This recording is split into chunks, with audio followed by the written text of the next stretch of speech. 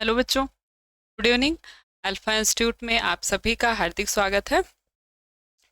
और आज हम लोग देखेंगे सोशल साइंस के जो अलग अलग खंड है, जैसे आपका भूगोल है, सामाजिक हिस्ट्री है आपका, या अर्थशास्त्र है, इकोनॉमिक्स है, पॉलिटिकल साइंस है।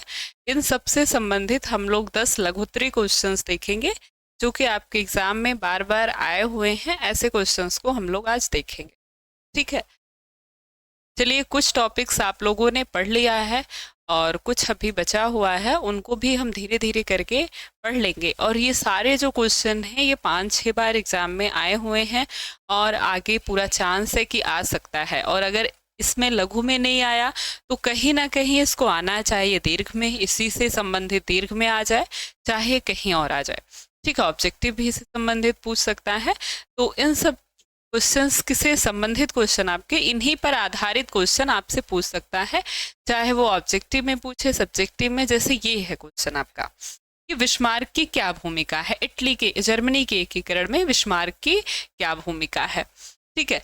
तो ये आपसे अति लघु में भी पूछता है और ये आपसे दीर्घ में भी पूछता है कि इटली के एकीकरण में बिस्मार्क की क्या भूमिका है, सॉरी, जर्मनी के एकीकरण में, ठीक है। इसी तरह से आपको इटली के एकीकरण के लिए भी पूछता है। लघु में पूछेगा तो मुख्य रूप से आप याद रखिएगा मेजिनी को। अगर लघु में पूछता है तो उसमें मेजिनी को पूछेगा, या आपका जैसे अलग अलग से गैरिबाल्डी पूछ लेता है, काबूर पूछ लेता है, अलग अलग। लेकिन अगर वो दीर्घ में पूछता है तो तीनों को पूछ लेता है। फिर हमें तीनों के बारे में जानकारी थोड़ी थोड़ी लिखनी पड़ती है। यहाँ पर हमें देखना है बिस्मार्क की क्या भूमिका रही है इटली के एकीकरण में। इसका दीर्घ क्वेश्चन मैंने आपको पढ़ाया हुआ है, बताया हुआ है। उसी तरीके से हम इसका शॉर्ट क्वेश्चन लिखेंगे, लघु में थोड़ा सा दीर्घ से छोटा कर देंगे। तो बिस्मार्क मुख्य रूप से कहाँ का शासक था, कहाँ का प्रधानमंत्री था, आप लोग को पता है। तो प्रशा का प्रधानमंत्री था, या जर्मनी जो था वो 39 भागों में, अलग अलग 39 भागों में बटा हुआ था। और बिस्मार्क या प्रशा का जो राजा था विलियम प्रथम, उसका प्रधानमंत्री था ये बिस्मार्क। ऑटोमन बिस्मार्क इसका पूरा नाम था। और इसने धीरे धीरे कर करके अलग अलग क्षेत्रों को जीतना प्रारंभ किया। इसने 3 युद्ध किए, आप देखते हैं, सेडोन का युद्ध, शेडोवा का युद्ध, और वो फ्रांस से युद्ध करता है। उसके बाद फ्रैंकफर्ट की संधि 1870 में हो जाती है, 71 में हो जाती है, और उसके बाद जर्मनी का एकीकरण पूरा हो जाता है, ठीक है। तो जर्मनी के एकीकरण में इसकी मुख्य भूमिका थी, या यही एक था जो कि जर्मनी को एकीकृत करता है, ठीक है। तो ये सेडोन का युद्ध, शेडोवा का युद्ध, इसके बारे में हमें लिखना है। और फ्रांस की क्रांति या फ्रांस के साथ युद्ध के बाद 1871 में फ्रैंकफर्ट की संधि होती है फ्रांस के साथ। इसके बाद जर्मनी एकीकृत हो जाता है। इसको करता कौन है? बिस्मार्क, ठीक है। तो जर्मनी के एकीकरण में सबसे महत्वपूर्ण भूमिका किसकी रही थी? बिस्मार्क की रही थी। उसने सुधार एवं कूटनीति के तहत एकीकरण का प्रयास किया था। वो प्रशा का चांसलर था, प्रशा का प्रधानमंत्री था, और उसने रक्त और लौह की नीति का पालन किया था, जिसके माध्यम से उसने फ्रांस को ऑस्ट्रिया से संधि कर डेनमार्क पर अंकुश लगाया। डेनमार्क पर अंकुश लगाया और 1864 ईस्वी में उसने डेनमार्क पर आक्रमण कर शोल्सविग और हालस्टीन, ये 2 इलाके थे जो कि डेनमार्क के पास थे, इसको अपने अधीन कर लिया, ठीक है। बिस्मार्क ने फ्रांस से संधि कर 1866 ईस्वी में, अब 1866 ईस्वी में सेडोवा के युद्ध में ऑस्ट्रिया को पराजित कर दिया। उसने किससे संधि की थी? फ्रांस के साथ संधि की थी। और 1866 में वो शेडोवा का युद्ध करता है। इसके बाद वो ऑस्ट्रिया को पराजित कर देता है। डेनमार्क को से जब वो युद्ध करता है तो ये सेल्सविग वाला इलाका तो इसके पास आ जाता है, लेकिन हालस्टीन वाला जो शहर था, हालस्टीन का क्षेत्र था, वो ऑस्ट्रिया के पास आ जाता है। अब इसे एकीकृत करना है तो सारे क्षेत्र को अपने अधीन करना होगा। तो इसने फिर ऑस्ट्रिया से युद्ध किया, जो कि शेडोवा नामक स्थान पे ये युद्ध होता है 1866 में, और इसे शेडोवा का युद्ध कहा जाता है। इससे सेडोवा का युद्ध करके ये ऑस्ट्रिया को पराजित कर देता है। इसके बाद 1870 ईस्वी में सेडान का युद्ध होता है, और सेडान के युद्ध में ये फ्रांस को पराजित कर फ्रैंकफर्ट की संधि करता है। फ्रैंकफर्ट की संधि कब करता है? 1871 में, यहाँ जोड़ दीजिएगा, 1871 में ये फ्रैंकफर्ट की संधि करता है। और फ्रांस की अधीनता वाले जो सारे राज्य थे इसको वो अपने में मिला लेता है, जर्मनी में मिला लेता है। और इस तरह से 1871 ईस्वी में जर्मनी का एकीकरण हो जाता है, पूर्ण रूप से जर्मनी एक राष्ट्र बन जाता है। और फिर इसका प्रधानमंत्री यही बनता है, बिस्मार्क बनता है, और इसका राजा कौन बनता है? विलियम प्रथम। तो ऑब्जेक्टिव क्वेश्चन में आपसे ये भी पूछता है कि जब जर्मनी एकीकृत होता है तो उसका शासक कौन बनता है? राजा विलियम प्रथम, वही प्रशा का सम्राट बनता है, क्योंकि उसने ही संपूर्ण जर्मनी को एकीकृत किया था। तो मुख्य रूप से डेनमार्क से, फ्रांस से और ऑस्ट्रिया से युद्ध किया जाता है, जिसमें हमने देखा डेनमार्क से वो सेल्सविक और हॉलस्टीन वाले इलाके को अपने अधीन करता है। फिर ऑस्ट्रिया से सेडोवा का युद्ध होता है, और फ्रांस का सेडॉन नामक स्थान पर या सेडॉन का युद्ध होता है, जिसमें फ्रांस पूरी तरीके से पराजित हो जाता है। ठीक है, फिर फ्रांस के साथ फ्रैंकफर्ट की संधि 1871 में होती है, और इसके बाद जर्मनी पूर्ण रूप से एकीकृत हो जाता है। जर्मनी को, या जो फ्रांस का क्षेत्र था, या जर्मनी का में जो फ्रांस अपना अधिकार स्थापित किया था, उसे उसके राज्यों को छोड़ना पड़ता है, और फिर जर्मनी पूरी तरीके से एक में मिल जाता है, और इस तरह जर्मनी का एकीकरण हो जाता है। ये करता कौन है? बिस्मार्क करता है। बिस्मार्क पहले अपनी युद्ध नीति को अच्छा बनाता है, लोगों को या अलग अलग जो राज्य थे वहां से लोगों को सेना में भर्ती करता है, और उसके बाद उसे पता था कि हम एक साथ तो युद्ध नहीं कर सकते, धीरे धीरे एक एक क्षेत्रों को जीतते हुए हम युद्ध करके पूरा जो जर्मनी है वो उसको हम एकीकृत कर सकते हैं। ठीक है, अगला क्वेश्चन दिया है कि 1848 की जो फ्रांसीसी क्रांति है उसके क्या कारण थे? एक बार, 2, 3, 4, 5 बार ये क्वेश्चन पूछा गया है कि 1848 में फ्रांसीसी क्रांति के क्या कारण थे। तो 1848 में अंत में, सबसे अंत की ये फ्रांसीसी क्रांति है। इसके पहले 1789 ईस्वी में पहली फ्रांसीसी क्रांति हुई थी, जो आपने 9th में भी पढ़ी थी। ठीक है, इसके बाद आपकी 1830 में होती है, 15 में जो नेपोलियन आता है, नेपोलियन हट जाता है, उसके बाद बोरबोन वंश का राज्य आ जाता है, बोरबोन वंश की स्थापना हो जाती है। उसके बाद 1830 में बनाया जाता है लुई फिलिप को राजा। ठीक है, बोरबोन वंश को हटा दिया जाता है क्रांति के बाद। अब लुई फिलिप जो है वो भी 1848 आते आते तक वो भी कैसा हो जाता है? वो भी वही तरह से हो जाता है, मतलब वो भी निरंकुश हो जाता है, वो भी पूरी तरीके से संविधान को या जो भी अंकुश था उसके ऊपर उसको हटा देना चाहता है, वो प्रजातंत्र की स्थापना नहीं चाहता है। इसलिए 1848 में फिर से क्रांति होती है, जिसे हम फ्रांसीसी क्रांति के नाम से भी जानते हैं, से 1848 की फ्रांसीसी क्रांति कहते हैं। ठीक है, अब इसके बाद यही अंतिम क्रांति है। इसके बाद 1848 में पूरी तरीके से फ्रांस में प्रजातंत्र की स्थापना हो जाएगी, संविधान की स्थापना हो जाएगी। अब इसके कारण क्या थे? तो इसके जो कारण है वो निम्नलिखित है। जो लुई फिलिप था, जो उस समय राजा था, उसकी नीति की असफलता, उसने जिन नीतियों का प्रयोग किया था वो असफल हो गई। वो प्रजातंत्र चाहता था, ठीक है, वो उसका प्रजातंत्र में विश्वास नहीं था, वो राजतंत्र चाहता था, और वो निरंकुश राजा बनने की कगार पर आ गया था, वो निरंकुश राजा बनना चाहता था, इसीलिए उसको जनता के द्वारा हटा दिया गया था। तो एक तो उसकी नीतियों की असफलता हो गई, और मध्यम वर्ग का शासन पर प्रभाव आने लगा था। जब मध्यम वर्ग का उदय होता है तो वो शासन में कुछ चेंजेस करने लगते हैं। या इसके पहले आप देखते थे फ्रांस में कौन कौन सा वर्ग रहता था? फ्रांस में कौन कौन सा वर्ग रहता था? तो फ्रांस में जो वर्ग रहता था वो था जैसे कि इलीट क्लास, जिसे आप कुलीन वर्ग कहते हैं, कुलीन वर्ग था, या फिर पोप थे, पादरी वर्ग थे। इन्हीं का मुख्य रूप से राजनीति में शासन रहता था, और ये ना ही टैक्स देते थे, इनका कोई रोल नहीं था। ठीक है, तो इसीलिए कह रहे हैं कि इसमें इसके बाद अब कारखाने लगे तो एक मध्यम वर्ग आ गया। ठीक है, जो गरीब था, गरीब में से ही कुछ लोग ऊपर उठ के आ गए, मध्यम वर्ग आ गए। अब ये लोग अब शासन में अपना प्रभाव जमाने लगे थे, तो इनका प्रभाव जब पड़ता है तो 1848 क्रांति आती है। इसके बाद राजनीतिक दलों में संगठन का अभाव था। जो राजनीतिक दल बने हुए थे उनमें संगठन नहीं था, और इस वजह से भी जनता जो है उत्तेजित हो जाती है। जब उनमें संगठन नहीं था, वो सही से कार्य नहीं कर रहे थे, इस वजह से जब सही से कार्य नहीं होगा तो जनता में आक्रोश आ जाएगा। और उसी समय समाजवाद का प्रसार था, समाजवाद का फैलाव था। तो ये सब 1848 की जो क्रांति थी, इसके प्रमुख कारण थे कि ना ही लुई फिलिप अच्छा राजा बन पाया, उसकी नीतियों में असफलता हो गई। उसी समय हम देखते हैं मध्यम वर्ग का उदय हुआ था, मध्यम वर्ग आया है। और उसी समय आपका राजनीतिक दलों में संगठन नहीं था और उसी समय समाजवाद का प्रसार होता है। इन सब वजहों से 1848 में पुनः से फ्रांस में क्रांति आ जाती है और यही फ्रांस की अंतिम क्रांति होती है। इसके बाद फ्रांस में प्रजातंत्र की स्थापना हो जाती है। तो इस क्रांति का सबसे महत्वपूर्ण कारण था लुई फिलिप की नीतियां, लुई का निरंकुश हो जाना, फिलिप का निरंकुश हो जाना और जनता में उसके प्रति जो असंतोष था। इस वजह से जब जनता में असंतोष होगा तो उनका आक्रोश सड़कों पर आएगा।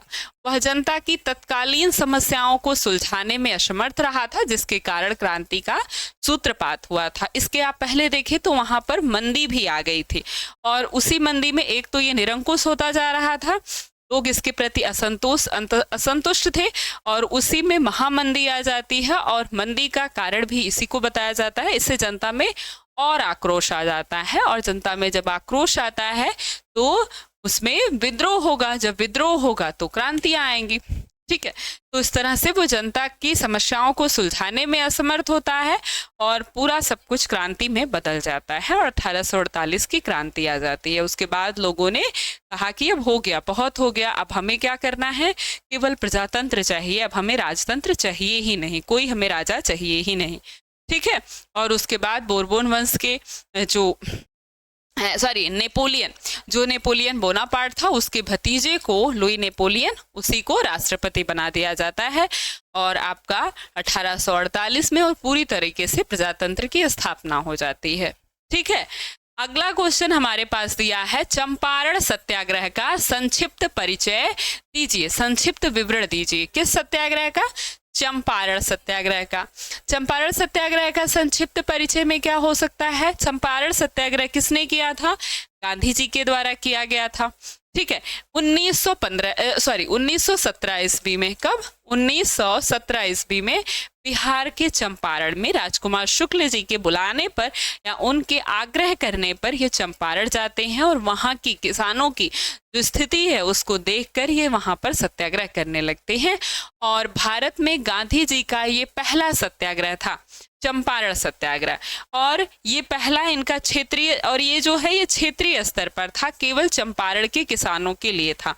ठीक है, तो चंपारण सत्याग्रह के बारे में आप जो कुछ जानते हैं उसको लिख दीजिए। तो चंपारण सत्याग्रह हुआ क्यों था? नील की खेती के लिए हुआ था। ठीक है, नील की खेती करने के लिए अंग्रेजों ने किसानों को बाध्य कर दिया था, जिस वजह से ये सत्याग्रह हुआ था। और नील की खेती करने से मुख्यतः भूमि जो है वो बंजर हो जाती है और सभी किसानों को अपने 1/3 खेत पर नील की खेती करना आवश्यक था, तभी वो खेती कर सकते थे। ठीक है, तो ये क्वेश्चन भी 2 बार पूछा हुआ है कि चंपारण सत्याग्रह का संक्षिप्त परिचय दीजिए। तो बिहार में जो किसान नील की खेती के लिए 3 कठिया व्यवस्था लागू की गई थी। इसे हम क्या कहते थे? 3 कठिया प्रणाली कहते थे।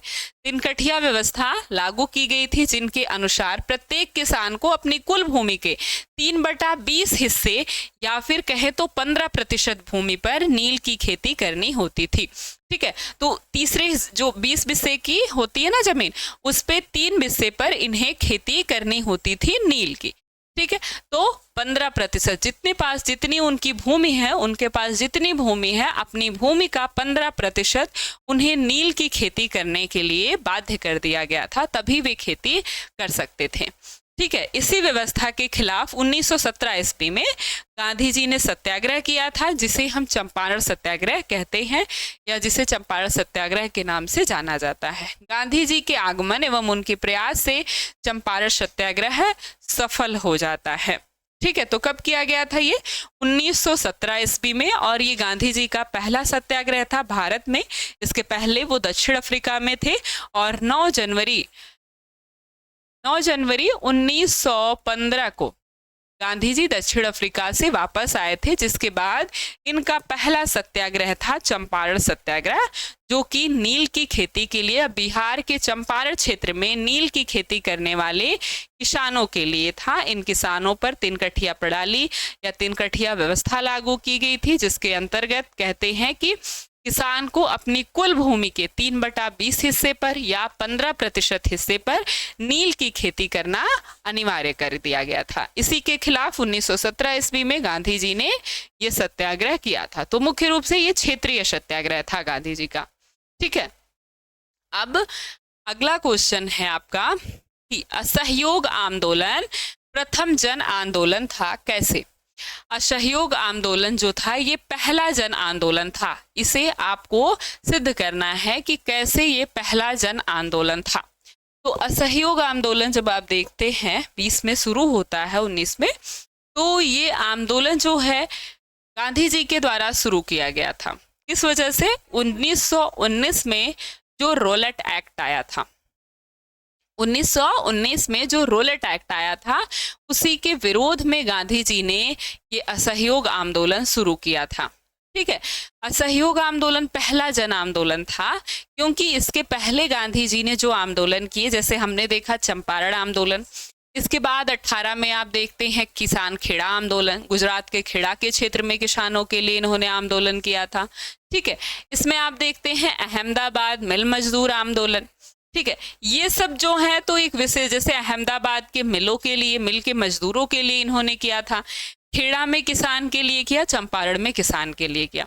तो ये विशेष रूप से क्षेत्रीय आंदोलन था। लेकिन जो असहयोग आंदोलन है ये पहला जन आंदोलन था, आप देखेंगे, क्योंकि इसके पहले गांधी जी के द्वारा कोई जन आंदोलन या कोई राष्ट्र स्तर पर आंदोलन नहीं किया गया था, केवल ये क्षेत्रीय आंदोलन किए गए थे। और अगर आप उसके भी पहले बढ़े, आगे बढ़े, तो उस समय भी कोई ऐसा आंदोलन नहीं हुआ था। या आप 1857 की क्रांति को देखें, 1857 की क्रांति में भले ही जगह जगह आंदोलन हो रहे थे, लेकिन वो सारे आंदोलन क्षेत्रीय आंदोलन थे।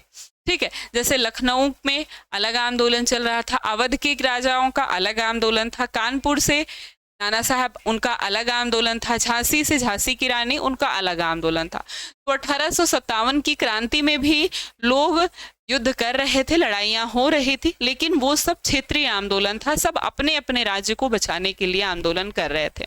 और इसके बाद जब आप इधर आते हैं 1900 में, उस समय भी ऐसे आंदोलन नहीं हुए थे, या फिर उस समय आप देखें तो गांधी जी के आने के बाद ये सत्याग्रह शुरू होता है। और गांधी जी ने ये जो 3 सत्याग्रह किए, ये विशेष रूप से एक विशेष क्षेत्र के लिए किया था।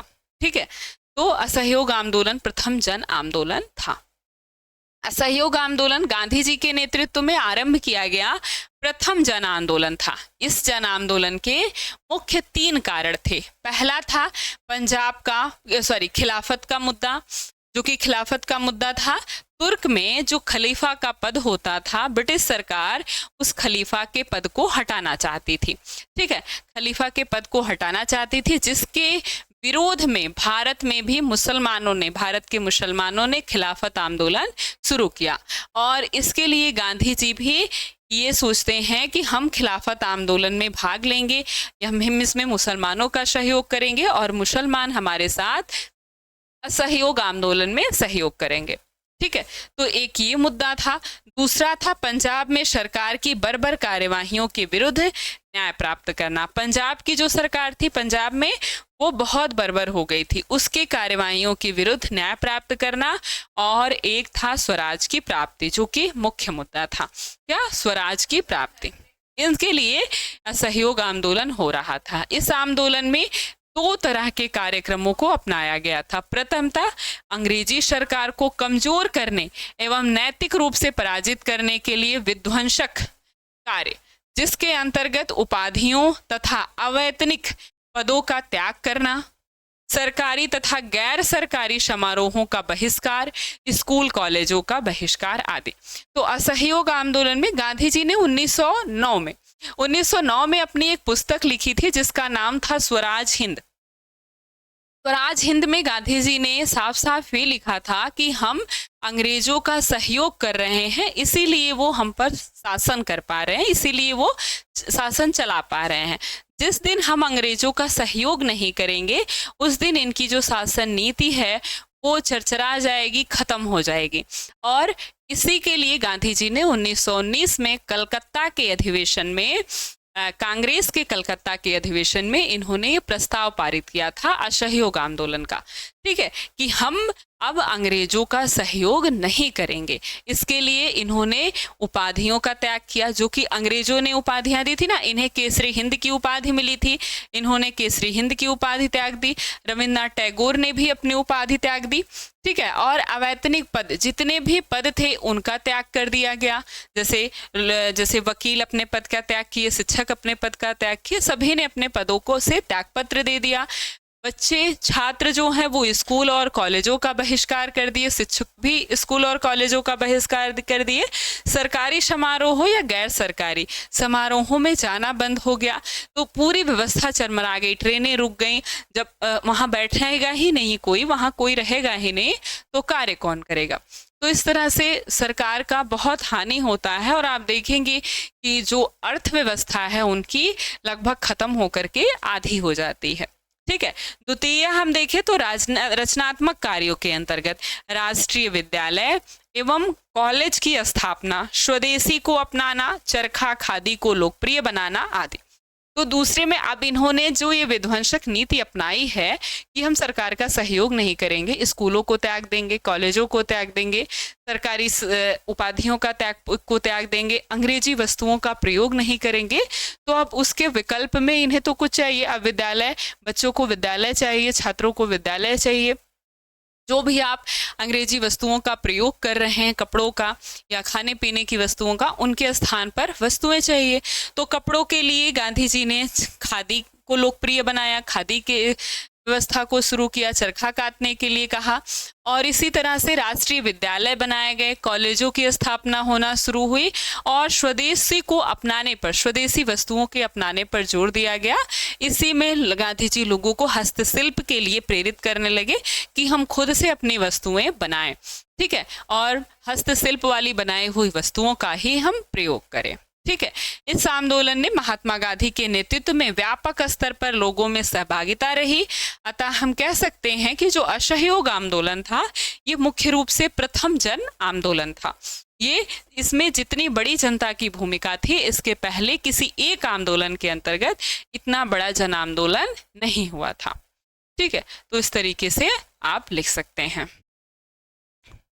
चलिए, अगला क्वेश्चन दिया है हमारा कि खनिजों के संरक्षण एवं प्रबंधन से हम क्या समझते हैं, खनिजों का संरक्षण करना एवं उसका प्रबंधन करने से क्या समझते हैं, ठीक है। तो खनिज क्या होती है? खनिज जो होते हैं वो क्षयशील होते हैं, उनका क्षय हो जाता है, वो खत्म होते हैं, क्योंकि खनिज जो है वो अनवीकरणीय ऊर्जा संसाधन है, अनवीकरणीय है, उनका निर्माण बहुत जल्दी नहीं हो पाता है। खनिज जैसे आपकी पेट्रोलियम है, डीजल है, पेट्रोल है, या फिर आपकी धातुएं हैं, या फिर कोयला है, ये खनिज के अंतर्गत आता है, ठीक है। तो ये अजैविक है और ये मिट्टी के अंदर से, पृथ्वी के गर्भ से इन्हें निकाला जाता है, जिनको बनने में लाखों करोड़ों वर्ष लग जाते हैं।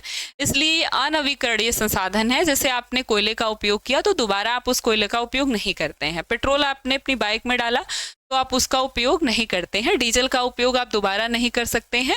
तो इसलिए ये अनवीकरणीय ऊर्जा संसाधन के अंतर्गत आता है। इसीलिए हमें इसका संरक्षण करना चाहिए और इसका प्रबंधन करना चाहिए।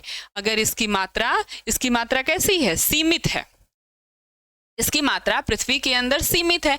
यदि एक बार ये समाप्त हो जाएंगे तो हम इसे पुनः प्राप्त नहीं कर सकते हैं, और यदि लाभ के लालच में मनुष्य इसका अतिशय और दोहन करने लगे तो पुनः इन्हें प्राप्त करने के लिए हमें लाखों करोड़ों वर्ष तक इसकी प्रतीक्षा करनी होगी, बनने की प्रतीक्षा करनी होगी, क्योंकि कृत्रिम बना लेना या मानव के द्वारा ये बनाया नहीं जा सकता है, पृथ्वी के अंदर ही बनती है। या जिस देश की आर्थिक का विकास नहीं हुआ, अर्थ का विकास नहीं हुआ है, वह देश खनिज संसाधनों में धनी है तो वह उनका निर्यात कर अपनी अर्थव्यवस्था को संतुलित कर लेता है। जो देश के पास अधिक अर्थव्यवस्था नहीं है, जिसके पास पैसा नहीं है, लेकिन उसके यहाँ खनिज संसाधन होते हैं, जैसे कोयला हो गया, पेट्रोल, डीजल, ये सब उसके यहाँ पाया जाता है, उसके यहाँ मिलता है, क्योंकि इसका मुख्य रूप से सर्वेक्षण होता है कि कहाँ कहाँ प्राप्त किया जा सकता है। हर जगह तो नहीं आप मिट्टी खोद देंगे तो मिल जाएगा, ठीक है, ये एक विशेष जगह पर प्राप्त किया जाता है। तो ये अगर किसी देश में ये अधिक मात्रा में होता है, जैसे दुबई में आप देखते हैं, उधर सऊदी में, वहाँ पेट्रोल वहाँ होते हैं, ठीक है, पेट्रोलियम, तो इसलिए वो उससे उसका निर्यात करके उसे दूसरे देशों में भेज करके अपनी अर्थव्यवस्था को संतुलित कर लेता है, पैसा कमा लेता है। अतः इनके महत्व को समझते हुए हमें इनका संरक्षण और उचित प्रबंधन करना चाहिए। नई शोधों के द्वारा दुर्लभ खनिजों के स्थान पर प्रतिस्थापन खनिज को खोजने और विकसित करने की हमें जरूरत है। ऐसी प्रौद्योगिकी एवं शोध को विकसित किए जाए कि खनिजों के अपव्यय को रोका जा सके, ठीक है। तो कह रहे हैं इनके स्थान पर हमें क्या करना चाहिए, हमें इनके महत्व को समझना चाहिए कि हमारे लिए अगर हम इनका बहुत अधिक प्रयोग करें या ये सोचे कि अभी तो हमारे पास बहुत है, और ऐसा अगर सब लोग सोचने लगे तो एक समय आएगा कि हमारे पास ये खनिज संसाधन नहीं रह जाएंगे, ठीक है। तो इसलिए हमें इसका संरक्षण करना चाहिए, उचित प्रबंधन करना चाहिए, और ऐसे खनिज संसाधन जो कि दुर्लभ हैं, जो लग रहा है कि अब खत्म हो जाएंगे या बहुत कम मात्रा में हमें प्राप्त होते हैं हमारे देश में, वो खनिज नहीं है, तो उसके स्थान पर हमें कोई वैकल्पिक वस्तु का, वैकल्पिक खनिज का प्रयोग करना चाहिए। जैसे कि अब ऐसे कि कुछ भी हो, आप जैसे उसके स्थान पर अलग प्रयोग करें या फिर आप उसका प्रयोग करना कम कर दें, और ऐसा अगर सभी लोग कम कर दें तो वो थोड़ा सा उसकी मात्रा जो है बहुत स्तर तक बढ़ जाएगी, क्योंकि उसके उपयोग में कमी आएगी तो उसकी मात्रा बनी रहेगी। या फिर आप उसके स्थान पर अन्य खनिज का जो कि मिलता है या उसके विकल्प का हम प्रयोग करना शुरू कर दें, तो इससे हमारी अर्थव्यवस्था भी विकसित होगी, इससे हमारा अर्थव्यवस्था और इससे हमारी जो खनिज है उसकी मात्रा सही बनी रहेगी। ऐसे प्रौद्योगिकी एवं शोध को विकसित करने के लिए खनिजों के अपव्यय को हम रोक सकते हैं। तो हमें इस पर शोध करना चाहिए कि हम उसके स्थान पर और क्या, उन खनिजों के स्थान पर जो कि दुर्लभ हैं, उनके स्थान पर हम और क्या उपयोग कर सकते हैं, ठीक है। इससे हम खनिजों के अपव्यय को रोक सकते हैं। चलिए अगला क्वेश्चन दिया है हमारे पास कि हरित क्रांति से आप क्या समझते हैं, या फिर ऐसे क्वेश्चन दे सकता है कि हरित क्रांति क्या है, या फिर भारतीय कृषि पर इसका क्या प्रभाव पड़ता है, ठीक है। तो हरित क्रांति से आप क्या समझते हैं, हरित क्रांति के जनक कौन है?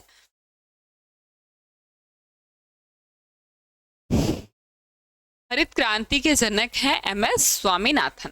तो हरित क्रांति के बारे में हमें पूरा लिखना है, ठीक है। तो आधुनिक एवं वैज्ञानिक तकनीकों के द्वारा जो कृषि में उपज में क्रांतिकारी परिवर्तन हुए हैं, कृषि की उपज में जो बढ़ोतरी हुई है वो हरित क्रांति से ही आई है। जब जवाहरलाल नेहरू के समय में आप देखिए, जब वो प्रधानमंत्री थे तब इस समय हरित क्रांति का आई थी, क्योंकि उस समय अकाल था या उस समय जो पैदावार थी वो अच्छी नहीं हो रही थी, ठीक है। तो भारत में हरित क्रांति के जनक हैं डॉक्टर एम.एस. स्वामीनाथन, इनको कहा जाता है। 1960 या 70 के दशक में आप देखिए, 60 से 70 के बीच में हरित क्रांति हुई, जिसमें गेहूं की पैदावार में अप्रत्याशित वृद्धि हुई। जितनी हम आशा नहीं कर सकते हैं उससे अधिक वृद्धि हुई। किसके पैदावार में? मुख्य रूप से गेहूं के पैदावार में, ठीक है। इस क्रांति के अंतर्गत संकर किस्म का उन्नत बीज, संकर किस्म का बीज आप लोग समझते होंगे, जो दो अलग अलग बीजों की प्रजातियों से मिलकर के बनाया जाता है। तो संकर किस्म की उन्नत बीज रासायनिक खादें, सिंचाई, कीटनाशक दवाओं आदि का प्रयोग करके खाद्य उत्पादन में अप्रत्याशित वृद्धि की गई और खाद्य सुरक्षा में यह एक मील का पत्थर बहुत समय तक के लिए ये साबित हुआ। तो हरित क्रांति के अंतर्गत संकर किस्म की फसलों को या संकर किस्म के बीजों का निर्माण हुआ, बीजों को खोजा गया, रासायनिक खादें बनाई गई, सिंचाई की व्यवस्था को सुदृढ़ किया गया, कीटनाशक दवाओं का प्रयोग किया जाने लगा, ठीक है। जो कि हम आधुनिक प्रणाली में देखते हैं, उससे अलग अलग और भी दवाएं आई, जिसकी वजह से कृषि व्यवस्था में सुधार हुआ, अप्रत्याशित वृद्धि हुई। और हरित क्रांति से जो सुधार हुआ वो मुख्य रूप से गेहूं की फसल में अप्रत्याशित वृद्धि हुई थी। ये खाद्य में सुरक्षा में एक मील का पत्थर मतलब लंबे समय तक जाना जाने वाला, जिससे लंबे समय तक का फायदा होता है। ठीक है, ये साबित हो गई। अगला क्वेश्चन है हमारे पास कि भारतीय कृषि की 5 प्रमुख विशेषताओं को लिखिए। भारत में कृषि की खेती की 5 प्रमुख विशेषताएं क्या हो सकती हैं? भारत में खेती की 5 प्रमुख विशेषताएं क्या हो सकती है? तो पहला हो सकता है कि कृषि जो है वो भारत की आर्थिक जीवन का प्राण है, क्योंकि भारत में आप देखिए तो लगभग भारत के 2/3 हिस्से 2/3 जो लोग हैं भारत में, वो उनकी जीविका कृषि पर ही है। लगभग 80% लोग खेती करते हैं। ठीक है, भारत में। तो इसलिए भारत में जो लोगों का आर्थिक जीवन है वो कृषि पर निर्भर करता है। ठीक है, यहाँ की जो विशाल जनसंख्या है उसके लिए भोजन बनाना वो कृषि से ही प्राप्त होगा। भोजन हमें कहाँ से प्राप्त होगा? कृषि से प्राप्त होगा। गेहूं, चावल, सब्जियां कृषि से प्राप्त होंगी। तो दूसरा कृषि की प्रमुख आवश्यकता। और कृषि से हम कच्चे माल उद्योगों को प्राप्त करते हैं। जैसे आप देखिए गन्ना, जिससे आप चीनी का निर्माण होता है, चीनी उद्योग है। जूट की जो फसल होती है उससे जूट बनाया जाता है, जूट उद्योग है। कपास की फसल है वस्त्र उद्योग के लिए। और अन्य कृषि प्रसंस्करण उद्योग को कच्चा माल देते हैं। ठीक है, तो अन्य सारे जैसे कि गन्ना हो गया आपका, और आपका कपास हो गया, जूट हो गया, ये सारी चीजें हमें किससे प्राप्त होती हैं? कृषि उद्योग से मिलती हैं। जैसे कि रसदार फल है, ये भी कृषि उद्योग से मिलता है। जैम है हमारे पास, स्वतंत्र उत्पादन के लिए आधार प्रदान करते हैं। इस तरह की कृषि उद्योगों को मजबूती प्रदान होती है। ठीक है, जूस कहाँ से मिलता है आपको? कृषि से मिलता है। जैम हो गया, सॉस वगैरह, ये सब कृषि से प्राप्त होता है। और इस तरह आप देखेंगे कि कृषि के उद्योग को मजबूती प्रदान होती है। इसलिए भारत में जो कृषि है वो मुख्य भूमिका अपने निभाती है, क्योंकि भारत में आधे से अधिक लोग अभी भी कृषि पर निर्भर हैं। इसलिए कृषि व्यवस्था जो है भारत में मुख्य भूमिका निभाती है, विशेषकर उत्तर भारत के क्षेत्र में। आप देखिए चौथा जो है, यहाँ की जलवायु, मिट्टी एवं धरातल की विविधता के कारण भारत में फसलों की विविधता भी पाई जाती है। ठीक है, क्योंकि आप इधर जाइए, आप उत्तर भारत में देखिए तो जलवायु वहाँ की अच्छी है, धरातल वहाँ का समतल है, मिट्टियों में अलग अलग प्रकार है, कपाशी मिट्टी है, वन मृदा है। वनीय क्षेत्र में देखिए उत्तर भारत में आप देखिए यूपी हो गया, बिहार हो गया, यहाँ पर जलोढ़ मिट्टी है या फिर समतल भूमि पाई जाती है, जिस वजह से खेती अच्छे से हो पाती है। ठीक है, इस वजह से मिट्टियों की विविधता होने की वजह से, धरातल में विविधता होने की वजह से और जलवायु में विविधता होने की वजह से, इन वजहों से यहाँ पर भारत में जो खेती है या फसल है उसमें भी विविधता पाई जाती है। मतलब हर तरीके की खेती होती है। चाय हो गया, गन्ना हो गया, मोटे अनाज हो गए, गेहूं हो गया, चावल हो गया, हर क्षेत्र में दलहन, तिलहन, इन सभी की खेती होती है, जिसमें ये विश्व में अपना अग्रणी स्थान रखता है। जैसे चावल हो गया, दलहन है, इन सभी में इसका प्रथम स्थान है। ठीक है, राष्ट्रीय आय में भारतीय कृषि का मुख्य योगदान है। देश की 24% जो आय है वो कृषि से प्राप्त होती है। देश की, भारत की 24% आय कहाँ से प्राप्त होती है? कृषि से प्राप्त होती है। ठीक, तो ये सारे कृषि की विशेषताएं थी। कृषि की 5 विशेषताएं थी। ठीक है, अगला क्वेश्चन है कृषि आधारित उद्योग। कृषि आधारित उद्योग और खनिज आधारित उद्योग, इसमें अंतर स्पष्ट करना है। इसमें अंतर स्पष्ट करना है। कृषि आधारित उद्योग क्या होता है? जैसे जूट है, चीनी मिल है आपका, वस्त्र उद्योग है, ये सब कहाँ से बने हैं? कृषि आधारित उद्योग है। अब खनिज आधारित उद्योग हैं आपके, खनिज आधारित भी तो है, बहुत सारे उद्योग हैं। ठीक है, तो पहले हम देखते हैं कृषि पर आधारित उद्योग। कृषि पर आधारित उद्योग क्या है? जो कच्चा माल कृषि से मिलता है, इन उद्योगों को कच्चा माल, जैसे कि जूट मिल गया और कपास मिल गया, ये सब कच्चा माल उद्योगों को मिलता है और ये उद्योग ग्रामीण क्षेत्रों में रोजगार के अवसर देते हैं, रोजगार के अवसर प्रदान करते हैं। ये अधिकतर उपभोग वस्तुओं का ही उत्पादन करते हैं, ऐसी वस्तुएं जो हमारे प्रयोग में होती है, जैसे चीनी हो गया, वनस्पतियों से बनाए गए जो तेल है, वनस्पति तेल है, कपास से बनाया गया वस्त्र है, पटसन जूट से बनाया गया पटसन होता है जो, वो सब क्या है, ये हमारे उपभोग की वस्तुएं हैं, रोजमर्रा की वस्तुएं हैं और मुख्य रूप से इन्हीं का उत्पादन भारत में होता है। ठीक है, उदाहरण के रूप में आप चीनी, पटसन, वस्त्र और वनस्पति तेल लिख सकते हैं। खनिज दोनों का अंतर देखना है हमें। तो पहले हमने देखा कृषि उद्योग, अब खनिजों पर आधारित उद्योग क्या है, तो इन उद्योगों से हमें कच्चा माल खनिज से मिलता है। ये ग्रामीण और शहरी दोनों क्षेत्रों को रोजगार प्रदान करते हैं। कृषि उद्योग ग्रामीण क्षेत्र को अधिक रोजगार प्रदान करता है क्योंकि कृषि आप देखेंगे वहीं होती है। ठीक है, लेकिन जो खनिज उद्योग है ये ग्रामीण और शहरी दोनों क्षेत्रों को उद्योग प्रदान करता है। ये उपभोग और मूल्य पर आधारित दोनों प्रकार की वस्तुओं का उत्पादन करते हैं। जैसे जिसका मूल्य अधिक है उस वस्तुओं का भी उत्पादन करेंगे और जिनका प्रयोग अधिक हो रहा है, उपभोग मतलब हम उपयोग जिसका अधिक कर रहे हैं, उन वस्तुओं का भी निर्माण करते हैं, उन वस्तुओं का भी उत्पादन करते हैं। जैसे लोहा इस्पात हो गया, ठीक है, इंजीनियरिंग उद्योग हो गया, पोत निर्माण हो गया और मशीनी उपकरण को बनाना, ये सब किससे बनाया जाता है, ये सब आपका खनिज उद्योग पर आधारित है, खनिजों पर आधारित है। ठीक है, तो ये खनिज उद्योग और कृषि उद्योग में अंतर है, इसमें खनिज उद्योग और कृषि उद्योग में।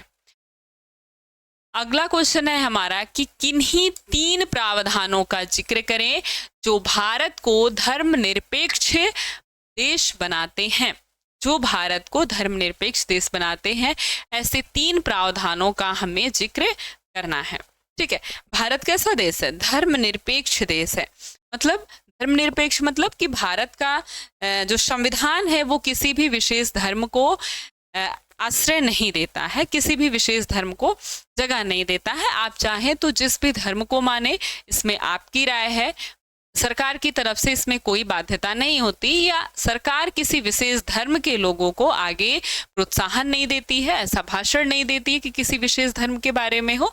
इसलिए भारत के संविधान में क्या बताया गया है कि भारत एक धर्मनिरपेक्ष देश है। ऐसा नहीं कि धर्म को नहीं मानना है, धर्म से रहित है, आपकी इच्छा है कि आप किस धर्म को मानते हैं, इसका आपको पूरा अधिकार है।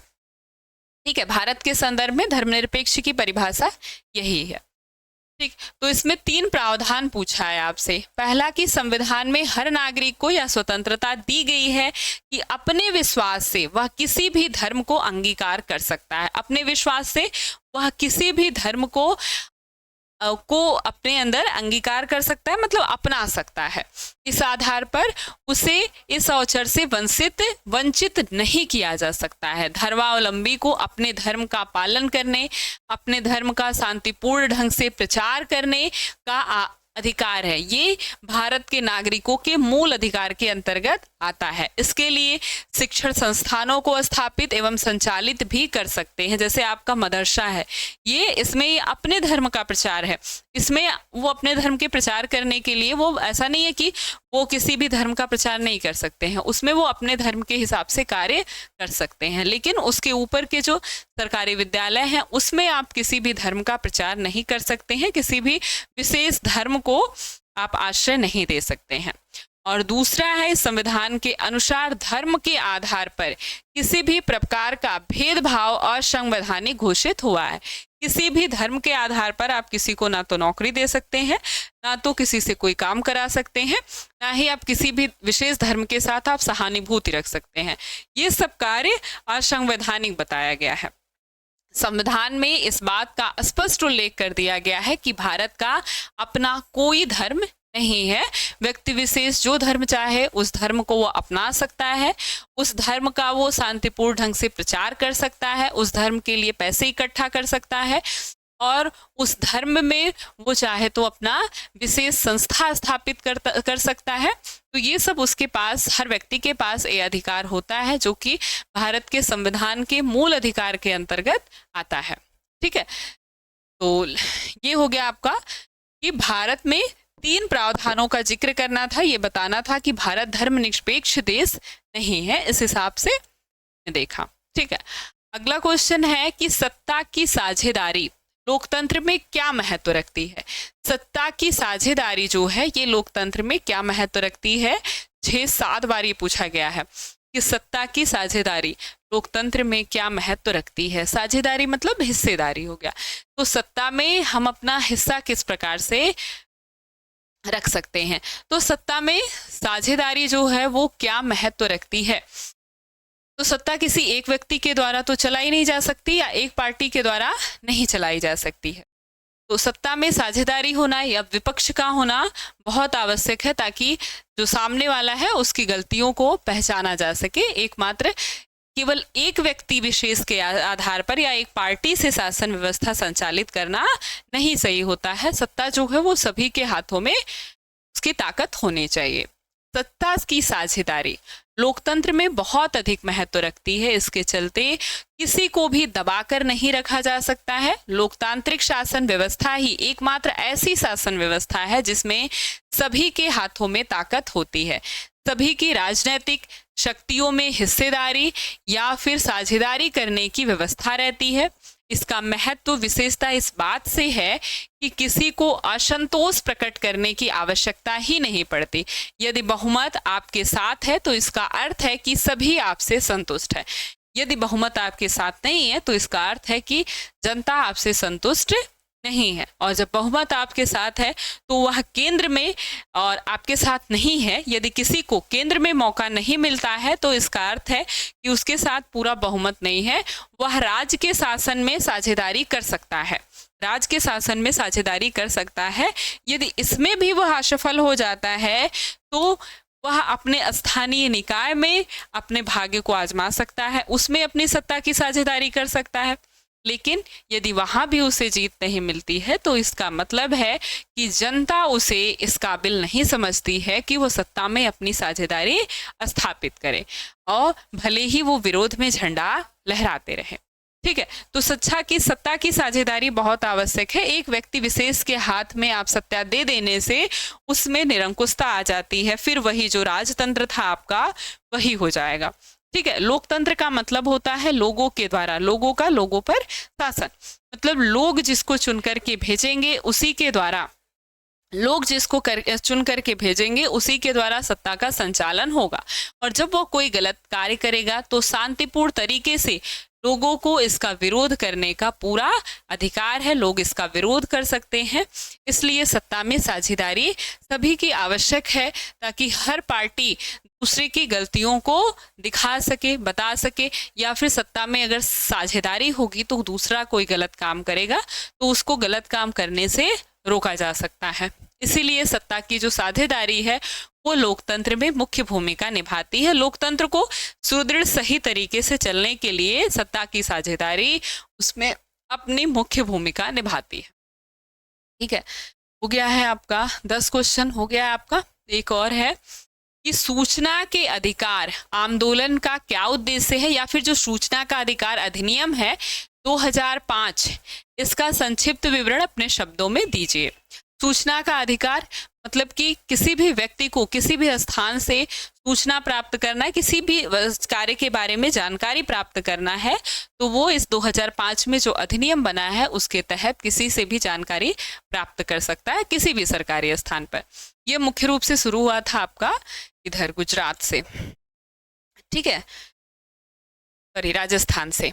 ठीक है, तो जो सूचना का अधिकार आंदोलन था इसकी शुरुआत राजस्थान के एक बहुत छोटे से गांव में हुई थी 1994 से 96 के बीच में। इसमें जन सुनवाई का आंदोलन किया गया था। आंदोलन के दबाव में सरकार ने पंचायत के दस्तावेजों को प्राप्त करने की अनुमति दे दी थी और 1996 में सूचना के अधिकार को लेकर दिल्ली में राष्ट्रीय समिति का गठन हुआ था। ठीक है, उस समय आंदोलन हुआ राजस्थान में और उस आंदोलन के दबाव में लोगों को ये जानने का अधिकार था, तो लोगों ने कहा, आंदोलन किया, तो इस आंदोलन के दबाव में जो पंचायत के दस्तावेज थे वो लोगों को प्राप्त करने की अनुमति दे दी गई, लेकिन उस पर कोई अधिनियम नहीं बनाया गया था। लेकिन 1996 में दिल्ली में एक राष्ट्रीय समिति का निर्माण हुआ और 2002 में सूचना की स्वतंत्रता नामक एक विधेयक संसद में लाया गया, लेकिन वह उस पर अमल नहीं किया गया। फिर 2004 में सूचना के अधिकार संबंधी विधेयक भारतीय संसद में रखा गया, जिसे 2005 में राष्ट्रपति के द्वारा स्वीकृति मिल गई और उसने एक अधिनियम का रूप धारण कर लिया।